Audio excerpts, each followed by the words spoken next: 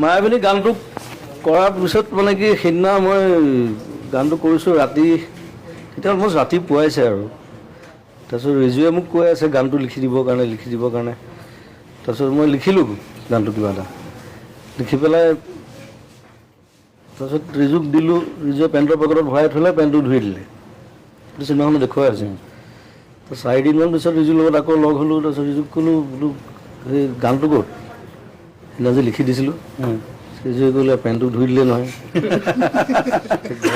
ঘৰত খবৰ ল'লে, এতিয়া পেণ্টটো ধুই দিয়াৰ পিছততো সেইটো আৰু গান ক'ত হৈ থাকিব। এইটো ডাইলগ এটাও আছে, জুবিন গাৰ্গে খাই লিখিলে, ৰিজুৱে খাই ধুই দিলে। তাৰপিছত মই বোলো আকৌ লিখিব লাগিব আৰু এটা গান দুবাৰ লিখিবলৈ মই বিৰাট টান পাওঁ মানে, যেনেকৈ এখন পেইণ্টিং দুবাৰ আঁকিব দিগদাৰ হৈ যায়। তথাপি মই বোলো লিখিবতো লাগিবই, কাৰণ মায়াবিনী ৰাতি বুকুত দেখা পালোঁ তোমাৰ ছবি। সেই প্ৰথম 4টা লাইন মোৰ মনত আছিলে, আকৌ আৰম্ভ কৰিলোঁ। আৰম্ভ কৰি তাৰপিছত পিছৰখিনি লিখিলোঁ, লিখি পেলাই তাৰপিছত ডাব চাব কৰি আৰু তেনেকৈ জন্ম হ'ল গানটো আকৌ। কিন্তু পিছৰবাৰ চাগে বেছি ভালহে হ'ল লিখাটো হয়তো। এতিয়া প্ৰথম কি লিখিছিলোঁ মোৰ মনত নাই, কিন্তু 4টা লাইন লিখিব পাৰি নেকি? ডাইলগ আছিলে।